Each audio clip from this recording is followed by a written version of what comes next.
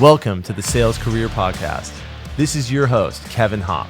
Whether you're an executive, sales leader, or just getting your career in sales started, I'm here to help you read between the lines and hear the real stories that you can't get from a resume or from a LinkedIn profile, all designed to help you shape your own sales career. Let's dive right into today's episode and see what we can learn. All right, everybody, welcome back to another edition of the Sales Career Podcast. I'm your host, Kevin Hopp.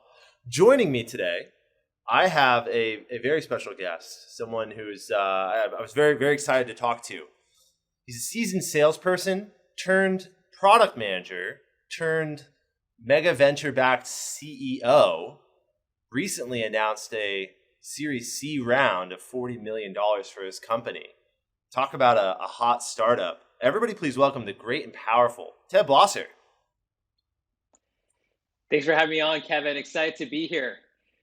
Awesome. Well, yeah, thanks for taking the time. I can only imagine the to-do list that you have as a CEO who's raised this much venture capital, and you guys are moving so fast. You guys have really big goals. So thank you for taking the time. No, I think you actually get less busy the more money you raise, which is good. So I think I was way busier 2 years ago. Oh, there you go. It's an inverse relationship. The more money you raise, more people are working around you, for you, with you, right? Yep, exactly. Awesome. So let's start at the beginning here. It seems like, the first thing people can see on your LinkedIn is that you were an account executive. You carried a bag at Cisco. So when you were carrying a bag at Cisco, did you ever imagine that you'd end up being a CEO at a venture-backed company? Was that the plan all along, or how'd that start out for you? That wasn't the plan all along, but I'll tell you the origin story and then kind of how I got into my love of startups. I did electrical engineering in college, went to Santa Clara University, and but I was always a little bit more extroverted than my peers. And so when I was interviewing in college, I was at the Cisco Career Fair, and they had two lines there. They said, "Hey, here's like a systems engineering line, and here's an account executive line." And I was this young college kid. I was like, "Well, which one pays better?" And they said, "Definitely account executive." I was like, "All right, I'll go on that line." And so I went down that line and interviewed literally for AE role. And since it's a technical company, I was like, "Hey, I could use my engineering degree. I should be fine." And that actually started me down that fateful decision started me down the road of my sales career. And so it was so fun where this was back in the day when Sun did this, Microsoft did this. I don't even know if the programs are around now, but they ship you off from college to essentially a training location. So this was Raleigh, North Carolina, sent you there for a year to basically get trained in all things sales. So it's probably one of the best years of my life out there. Year long training. Yes, year long, and is literally 100 and think about it, it's 150 kids out of college with a bunch of strangers they never met. It's like an episode of The Real World, if you remember that, Yeah. with selling switches and routers alongside that. So you can imagine how fun and how confusing it was for new college grad as well to sell that hardware. So anyways, went through that and then got into the field. We can get to some details. But then really details later, but really where the love of startups came was a couple years into my field work. And really when I would call it the Facebook era came online and started to get really popularized, and the iPhone era really became popular. That was when my love of startups started to take shape. And then the rest was kind of history from there. Yeah, I mean, because I see that you started working at Box right around 2011, 2012, which is when I was in the middle of college. And when I was in college is right when the first episode of Silicon Valley came out, the HBO show. Yes. And I remember thinking, like, when I was in college, I really had no idea what I was going to do. Like, I thought I had to be either like a lawyer or a doctor or an accountant, because I had friends that were like, "I'm going to be a doctor. I'll be damned if I don't," like gung ho. And sure enough, they're doctors today. Like they did it. And I had friends that had this like defined track of what they wanted to do. And I was like, man, I'm jealous because I know a few things. I know I'm good at talking. I'm good at writing. I'm terrible at math. and I don't really like school. So what do you do, right? And no one really said until I got to UC Santa Barbara, and I went to I had classes in what's called the Technology Management Program, and one of my professors is a guy named John Greathouse Yep. from Rincon Venture Partners. He was a VC who was teaching about startups, and I actually took a class called the Sale of High Technology Products in college, which was rad, and that kind of set me on this whole track of like, oh, interesting. Like this is a world that I can get into. And the more I got an internship at a company called Invoca in Santa Barbara. They had just raised like a ton of money at the time, like 20. I think a really big round back then was like 20 million. Like really big. I remember that being like, oh my gosh. And I was like, geez, that is a lot of money. Like I don't know what we're gonna do with all of it. But we had the beanbag chairs and the beer on tap in the office. It was a total like Silicon Valley experience in Santa Barbara, which kind of set me on that journey. One of the other things I want to talk about here is it looks like you were a founder pretty right away, right? Like you didn't waste any time getting into the entrepreneurial side of your potential. So talk to me a little bit about that as like a sales guy with an electrical engineering background, which is like a much smarter background than most salespeople have. Most salespeople aren't engineers, then they become salespeople. Although that is really necessary if you're selling high technology stuff, complex stuff. Talk to me a little bit about like how'd you make the decision to like found a company then, and then was that always the plan, or how'd you get to the point that you're at WorkRamp, like in the founder journey?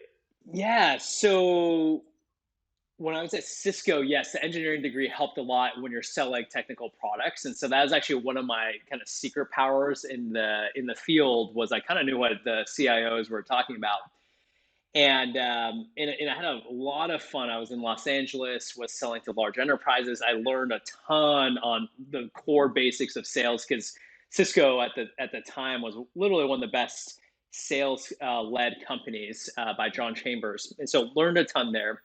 But I got the bug. I think I got the bug on the startup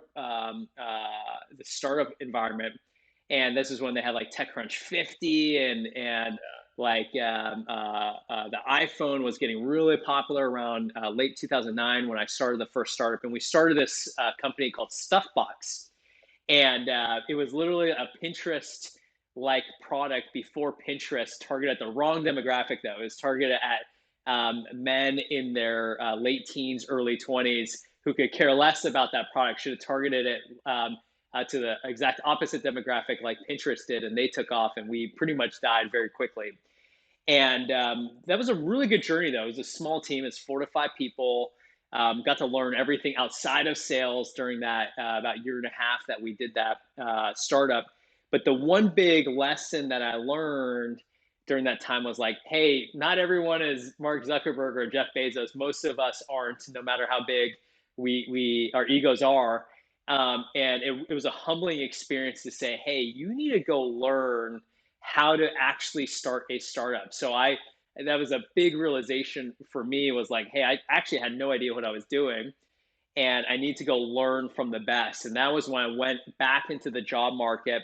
And the really big best skill set I had at that time was sales. So I went and got a sales job in a category I thought was going to blow up, which was enterprise SaaS, which wasn't that big at the time. Like Salesforce was really just starting to take off, and Box was one of the kind of first generation good enterprise SaaS companies. And so I landed a sales job there, and the rest is kind of history in terms of my career shift from kind of hardware, high tech sales, feet on the street, cold calling, like door to door type of enterprise sales, to this software inside sales approach where I thought the whole market was going. And so, and I got to start in my sales career from there.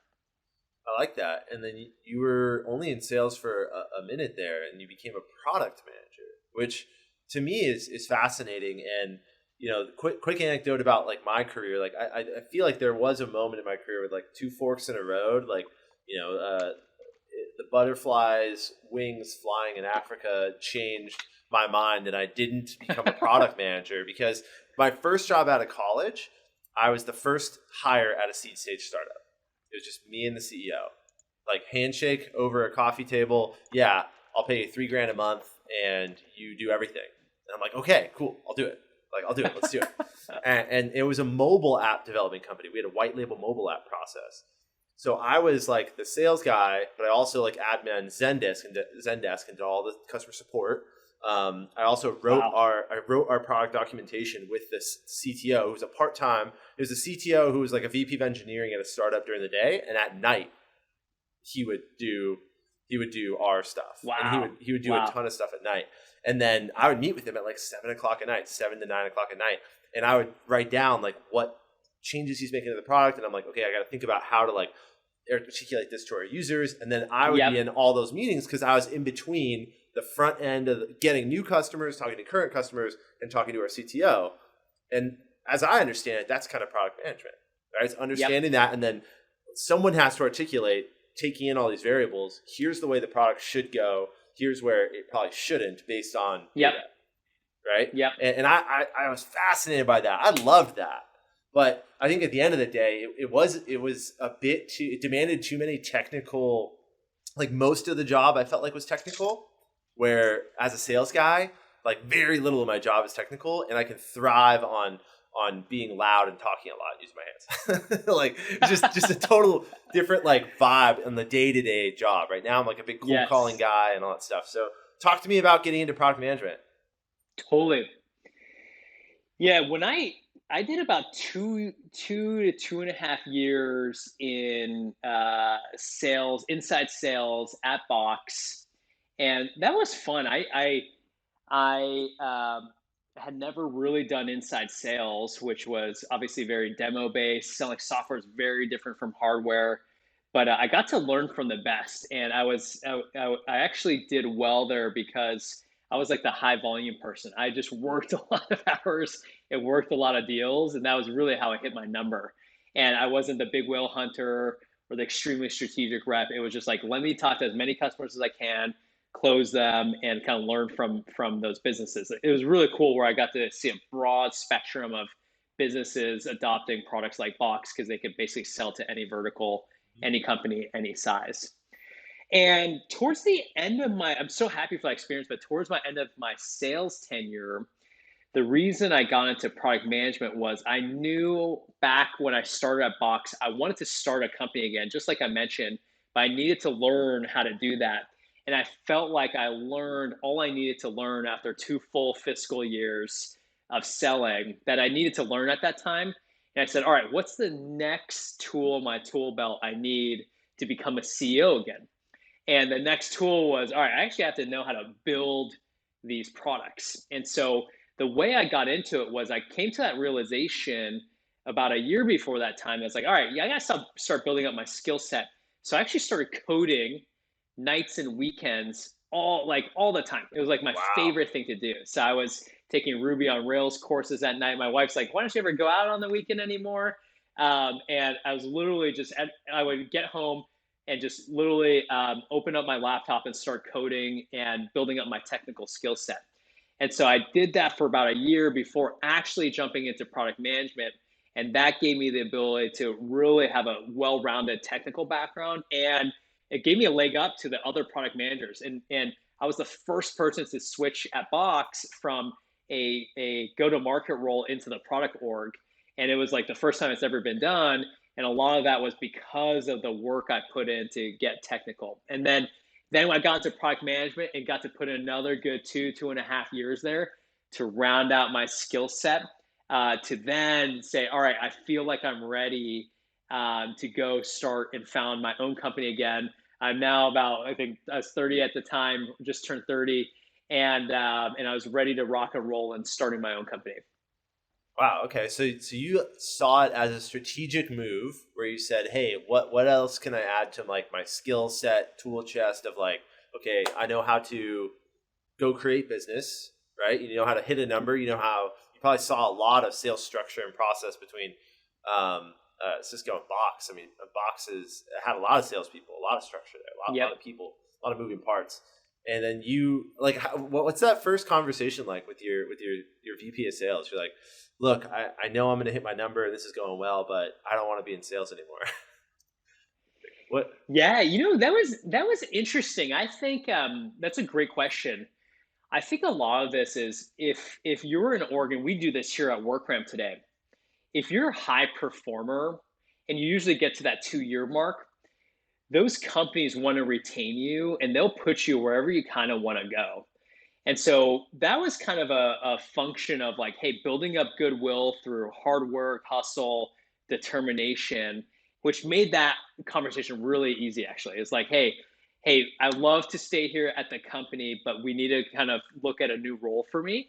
And it was a very straightforward conversation. Like, yeah, we could go get another sales rep to fill your role, but what do you want to go do next? And I had a very clear vision of what I wanted to do next. And so I would think the learning from there, and I even tell that to internal employees, especially your high performers, is like, hey, if you're a high performer, the sky's the limit for you. Like, we're going to figure it out for you and get you into a spot because the company it's a win-win. It's a win for you on your resume. It's a win for the company because we know you're a high performer and you can make impact in another part of the org. So that conversation ended up being really easy once I brought it up. Like, wasn't nervous at all. It was right before the start of the next fiscal year. Gave them ample time to backfill the quota they needed. So it all worked out perfectly, and it's a win-win for the company and myself personally. And I'm glad that you started this off by saying that you do this today, right? Now that you're a leader of a lot of people, like, you take that same attitude. One of the things that I've brought up on this podcast before, my listeners will this will resonate with them, is like, I often wonder if leadership is building sales to be a good job and to be like, if the role of a lot of the companies that are hiring salespeople aggressively is their role to be a good employer. Like, at a venture-backed software company, are you trying to be a good employer? Like, I've got a lot of evidence that's not always the chief concern, is being a good employer. Yeah. Like, I got to take care of this person. Like, I want to make sure that they build a good career. It's not always the priority. And That's actually yeah, you're spot on. Actually, when we did our kickoff this year, we did a big kickoff in February for our fiscal year. I threw up this chart. If you know the Maslow's hierarchy of needs, where you have like security and you all the way up to this self actualization, where what we did was we built our own version of that called the WorkRamp Hierarchy of Needs, and we want to be very explicit with our team members at WorkRamp to say, hey, this pyramid works like this. The number one thing is our employees at the bottom of this period. We need to make sure you're happy, because if you're not happy, nothing else works. So you are our number one focus as a company. Then the next part of the pyramid was then our customers, because there's this quote from actually, I think it's Anil Bhusri from Workday that said, he said, I've never seen a company with happy customers that didn't have happy employees. So you need happy employees to have happy customers. And number two was we need to serve our customer needs. And then the last part of the pyramid was, if we can do these two well, we will get growth. And the whole kickoff was around, how do we get next level growth?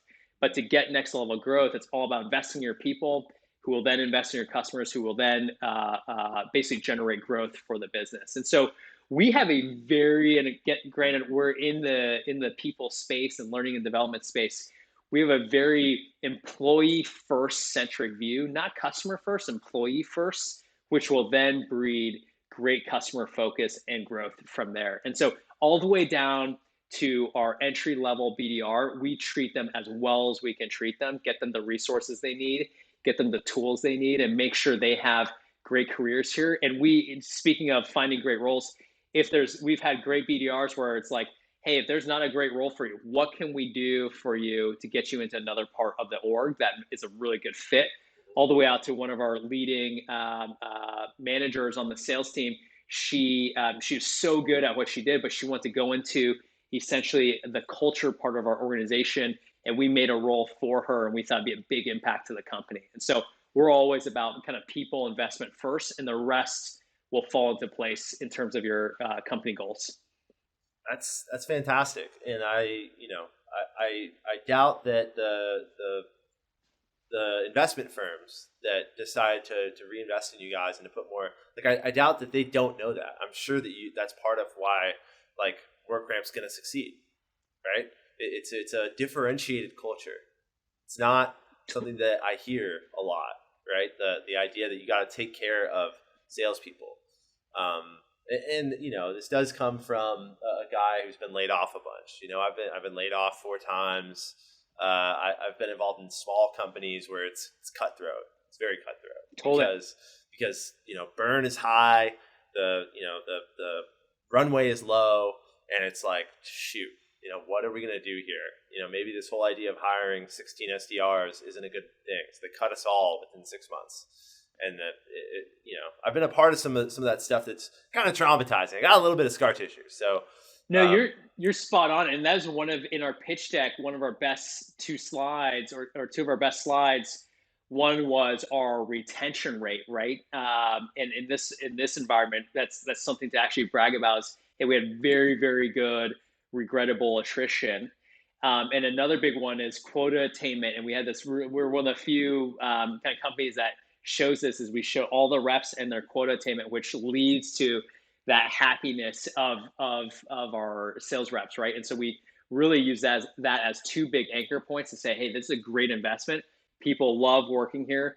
Our sales reps are hitting their numbers, so you're going to only see this flywheel compound over time. That's awesome.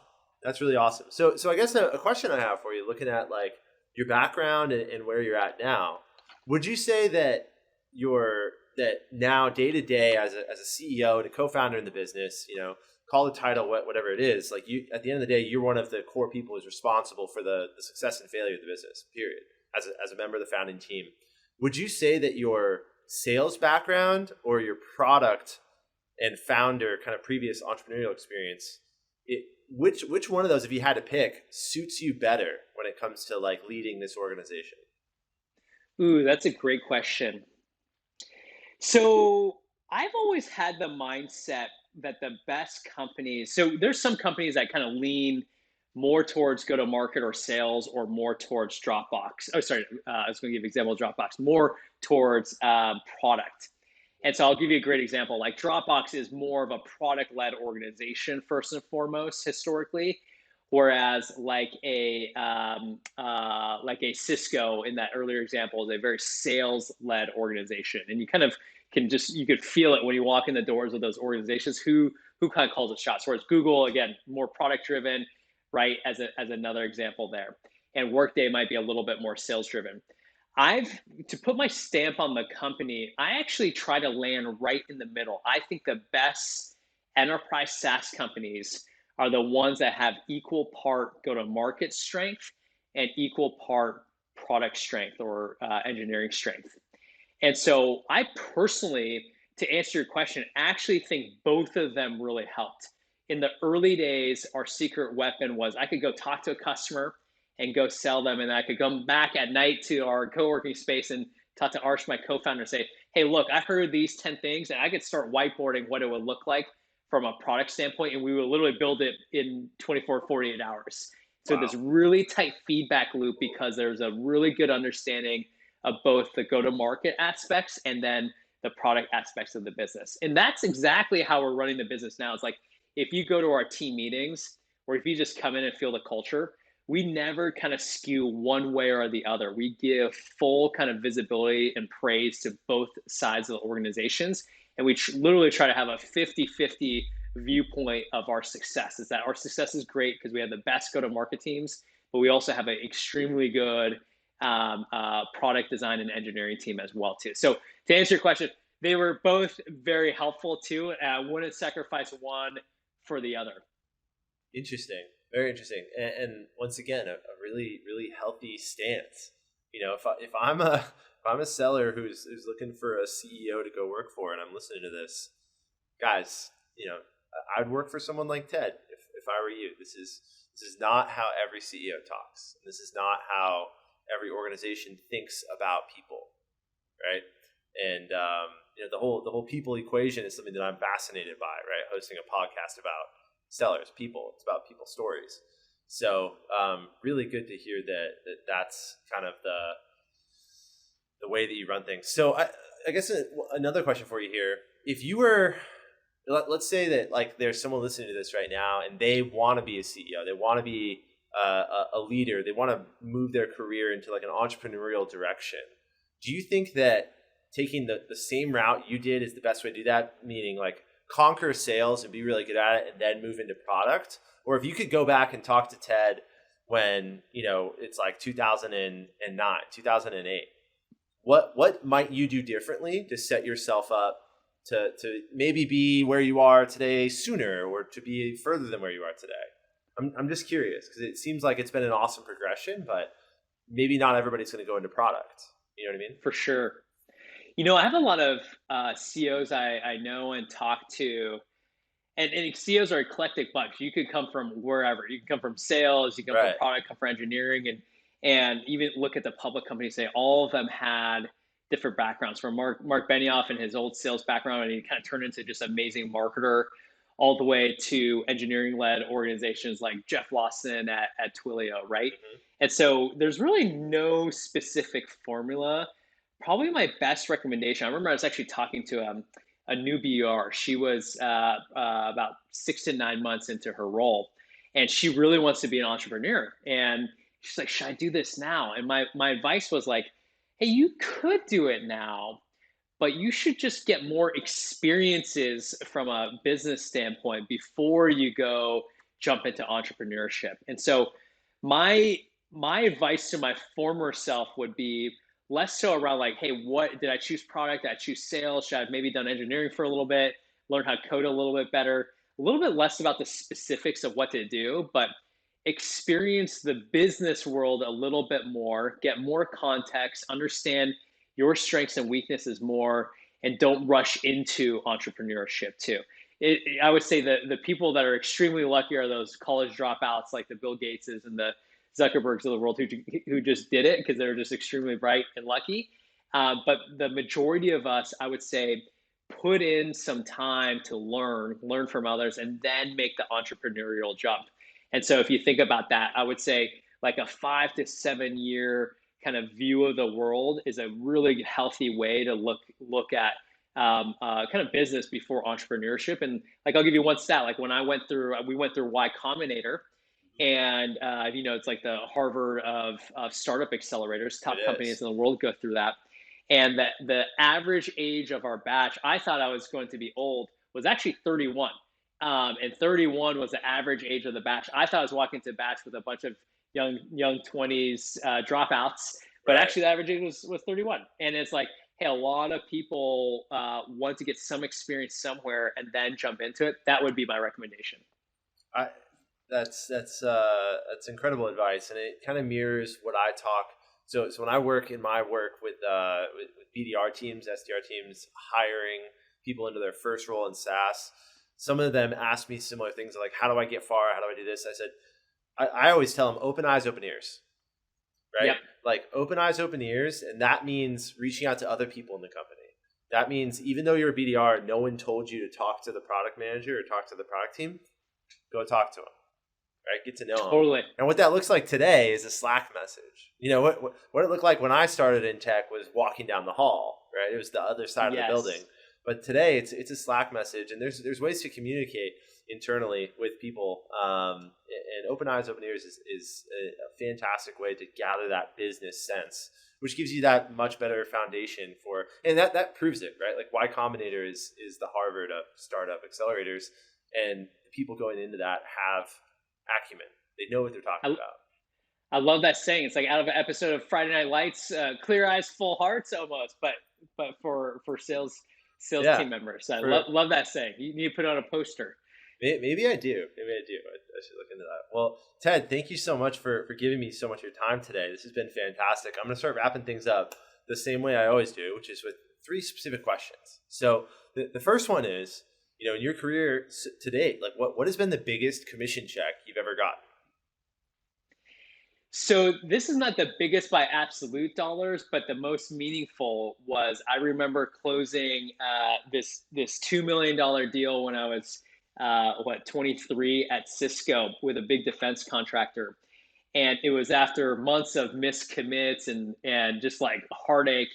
And I remember closing the deal, and it was on my birthday, and I was just sitting in a taco restaurant by myself, after closing this. Just so happy that it finally closed. I still remember exactly that meal and just having this big sigh of relief. Think of every senior leader in the company knowing about that $2 million deal, and you finally close it on your birthday, and then you're celebrating alone in a Mexican restaurant near the client, because they literally, this is the time they literally like hand printed a PO and gave it to me, and I walked out the door No and way. closed the deal. And so yeah, that was, I don't remember what the dollar amount was at the time. It probably wasn't that big, relatively speaking, because I was on a low comp plan, maybe Yeah. like $10,000-$20,000 or something. But yes, I just remember the relief of that deal closing. Sure. I mean, it's the biggest commission in another way. It meant more to you. Like commission Yes, doesn't have to be relief dollars. commission. Relief commission. I Yeah. love that. Cool. So I guess the next question here is, of all the things you've done in your career so far, what has been your favorite job? So my favorite job, besides the one I currently have, because this is probably my favorite job, but that would probably be a more boring answer. Actually, one of my most unique jobs that I really liked was in college.